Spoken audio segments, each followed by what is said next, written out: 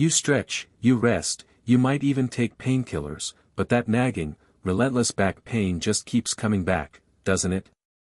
It's a frustrating loop. You feel that familiar twinge, so you do all the things you're supposed to do. You stretch your hamstrings, you take it easy on the couch, maybe a specialist even gives you a sheet of generic exercises. And for a little while, you get some relief. But then you bend over to tie your shoe or sit at your desk for an hour, and boom, it's right back where it started. That dull ache, that sharp pinch, that constant throb that camps out in your lower back. What if I told you that all that effort, all that frustration, might be because you've been targeting the wrong problem? The pain might be lighting up your back, but the source of that pain is often hiding in plain sight. It's like you've been trying to put out a fire in the living room, when the smoke is actually coming from a faulty wire in the basement. We all know that sitting for long periods isn't great for us, and research links it to chronic back pain. But here's where it gets interesting. What if a simple, 90-second routine could help you address a massive, often overlooked contributor to that pain for good? This isn't about a temporary patch. This is about understanding the method that releases the true source of the tension, helps realign your body, and builds a foundation for long-term relief. Stick with me, because I'm about to show you exactly what it is, and how you can start today.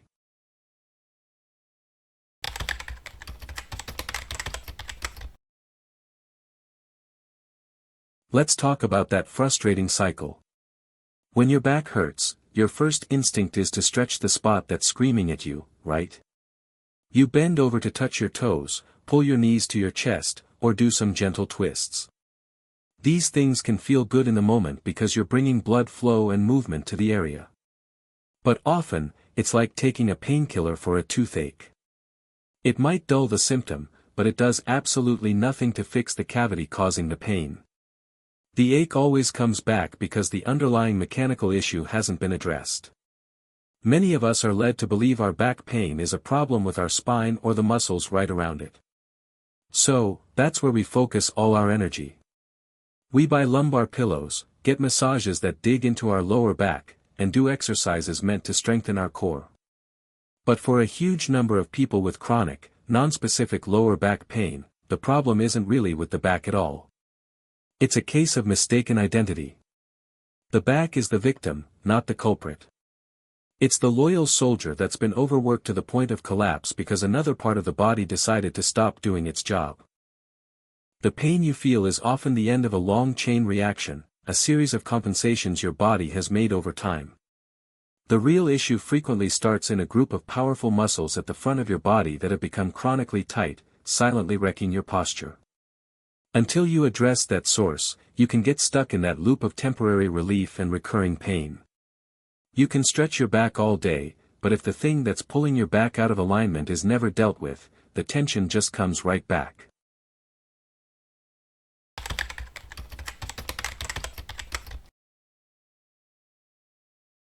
So, what is this hidden troublemaker? It's a group of muscles called your hip flexors, specifically a powerful one known as the psoas. This muscle connects your lower spine, your lumbar vertebrae, and travels down through your pelvis to your thigh bone. Just think about that, a massive, strong muscle that directly links your spine to your leg. It's essential for walking, running, and just about any movement where you lift your knee. But here's the problem in our modern world: we sit a lot. We sit at desks, in cars, and on couches. When you sit, your hip flexors are stuck in a shortened, contracted position. Over hours, days, and weeks, these muscles can undergo what's called adaptive shortening. They literally forget how to be long. They become tight and stiff. Now, since the psoas attaches directly to your lower spine, what do you think happens when it gets chronically tight? It pulls. Constantly. It yanks your lower back forward, which in turn can force your pelvis to tilt forward. This is the aha moment for so many people. If you stand up and imagine a rope tied from the front of your hip to your thigh, you can feel how shortening that rope would tip your whole pelvic bowl forward, forcing your lower back into a deep, strained arch. This excessive arch puts a ton of compressive stress on the joints and discs of your lower spine. Suddenly, the muscles in your lower back are forced to stay constantly tight just to hold you upright against this forward pull. They're in a perpetual state of emergency, and when muscles are overworked like that, they hurt. But it doesn't stop there. There's a principle called reciprocal inhibition, which basically means when one muscle is overactive, its opposing muscle tends to get weak and lazy. And what's the opposite of your hip flexors? Your glutes. Your butt muscles. Chronically tight hip flexors can send a signal that effectively tells your glutes to switch off. This is a disaster for your back, because your glutes are supposed to be your body's powerhouse, stabilizing your pelvis and supporting your spine. When they go dormant, your body recruits other, less equipped muscles to do their job, namely, your hamstrings and your lower back.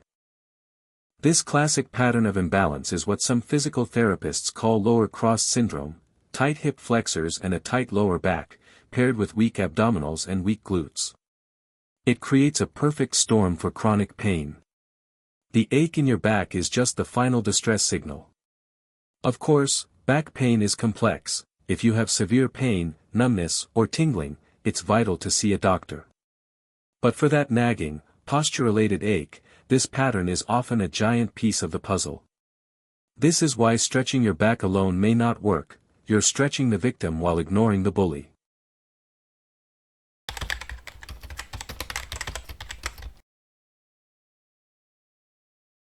So, what does this have to do with elite performers? It's simple. People whose careers depend on their bodies, like professional athletes or military operators, can't afford these kinds of muscular imbalances. Their safety and performance rely on their bodies working as efficient, powerful machines.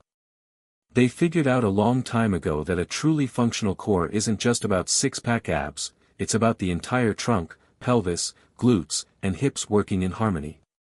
They know that the foundation of a strong, pain-free body is a balanced pelvis, so they prioritize training that keeps their hip flexors flexible and their glutes strong and active. Why? Because a forward-tilted pelvis and sleepy glutes lead to less power, reduced agility, and a much higher risk of injury, especially to the lower back. An athlete can't sprint their fastest if their glutes are offline. A soldier can't carry heavy gear for miles if their lower back is doing all the work. The method I'm about to show you is a distillation of these principles. It's not a grueling workout, it's about precision. It's a targeted, three-step approach to help reverse that dysfunctional pattern and restore balance. We are going to 1. Release the chronically tight muscle that's pulling your spine out of position. 2. Activate the dormant muscle that's supposed to be supporting you. 3. Reset the spine to its natural, neutral movement pattern. By doing this, you're not just chasing pain, you're systematically addressing the dysfunction that can lead to it. You're performing a kind of factory reset on your posture, which is why this can be a long-term solution, not just a temporary fix.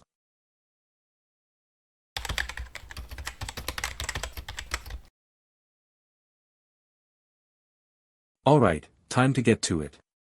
The whole routine takes about 90 seconds. We'll spend 30 seconds on each of our 3 steps. Find a comfortable spot on the floor. For the first step, a foam roller, a lacrosse ball, or even a simple tennis ball is great. If you don't have one, no worries, I'll give you an alternative. The key here is consistency. Doing this once can bring immediate relief, but doing it daily is what helps retrain your body for long-term change. Step 1, hip flexor release, 30 seconds. First, we need to send a signal to that tight hip flexor to let go of its death grip on your spine. How to do it with a ball or roller: lie face down. You're looking for the spot in the soft tissue between the front of your pointy hip bone and your belly button. Be careful not to press right on bone. Place the tennis ball there on one side and gently lower your body weight onto it. For many, this will feel pretty intense. That's a sign you're in the right spot and these muscles are tight. Your job isn't to grind or force it. Just rest your weight on the ball and breathe. Take deep, slow breaths, imagining you're trying to get the muscle to melt over the ball. As you exhale, try to relax and sink a little deeper. Just hold this sustained pressure for 30 seconds. Common mistakes: don't roll around all over the place. This is about applying specific, sustained pressure to a trigger point. And don't hold your breath. Tensing up is the opposite of what we want. Deep breathing tells the muscle it's safe to relax. Alternative: no equipment, get into a kneeling lunge. Kneel on one knee, with the other foot forward, knee bent at 90 degrees. Here's the most important part: tuck your tailbone under, as if you're trying to flatten your lower back. Once your pelvis is tucked, then gently press your hips forward until you feel a deep stretch in the front of the hip of the kneeling leg. Don't just lean forward by arching your back, that defeats the purpose. The tuck is everything. Hold for 30 seconds. We've just told that overactive muscle to calm down. Now, let's wake up its lazy partner. Step 2, glute activation, 30 seconds. With the hip flexor temporarily quieted, we have a golden opportunity to wake up the glutes. The simplest, most direct way to do this is the glute bridge. How to do it: lie on your back with your knees bent, feet flat on the floor about hip width apart. Your heels should be close enough that you can almost touch them with your fingertips. Before you lift, gently brace your core. Now, here's the key cue: initiate the movement by squeezing your butt muscles first. Think about pushing the floor away as you lift your hips toward the ceiling until your body forms a straight line from shoulders to knees. Avoid arching your lower back. You should feel a powerful squeeze in your glutes, not your back. Hold the top position for 3 to 5 seconds, squeezing as hard as you can, then slowly lower back down with control. Reps and pacing: move slowly and with intention for 30 seconds. This is about quality, not speed. Aim for 5 to 8 slow, controlled reps. Really focus on feeling your glutes do the work. Common mistakes: the biggest mistake is using the lower back to lift. If you feel it in your back, lower your hips a bit and focus more on that initial glute squeeze. Driving through your heels helps, too. Okay, we've released the tight muscle and activated the weak one. Now for the final step to tie it all together. Step 3, spinal reset, 30 seconds. The final step is to gently reintroduce healthy movement to the spine, which may have been stuck in that stressed, arched position. The cat-cow stretch is perfect for this. How to do it: get on all fours, hands under your shoulders, knees under your hips. Start with a flat, neutral back. As you exhale, gently tuck your tailbone, round your spine up toward the ceiling, and let your head fall. This is cat. Feel that nice stretch through your back. As you inhale, reverse it, lift your tailbone, let your belly drop, and lift your chest and head to look forward. This is cow. Pacing and breathing: flow smoothly between these two positions for 30 seconds, letting your breath guide you. Inhale into cow, exhale into cat. This isn't about forcing a deep stretch, it's a gentle mobilization to teach your spine its full, healthy range of motion again. Common mistakes: don't rush it or push to the absolute end of your range. The goal is gentle, rhythmic movement to restore mobility and calm the nervous system. And that's it. 90 seconds. You've unlocked the tight hip flexor, woken up the powerful glutes, and reset the spine. You have directly targeted a primary pattern that contributes to low back pain.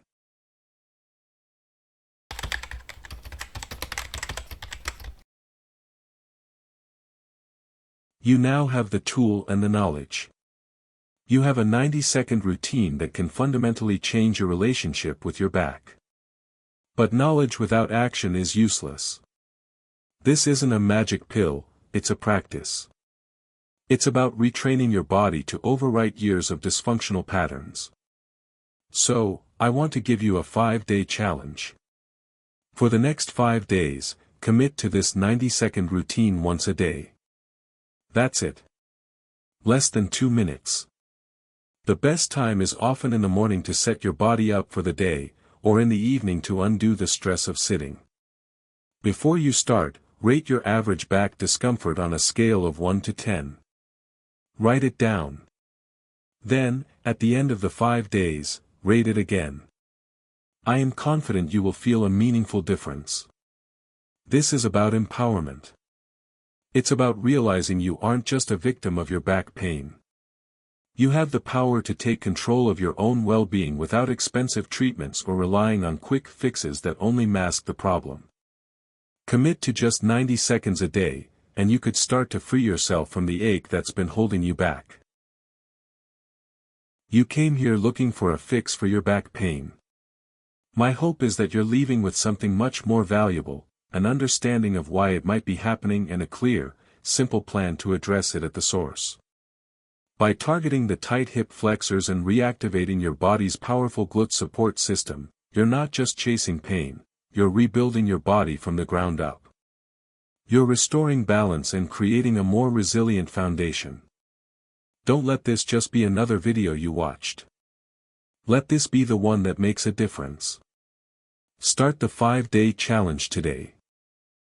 If you found this helpful, please give this video a like so more people who are suffering can find it. Be sure to subscribe and hit the notification bell for more simple, effective ways to move better and live with less pain.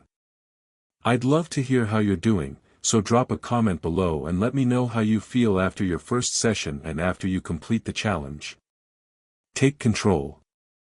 A life with less pain is waiting.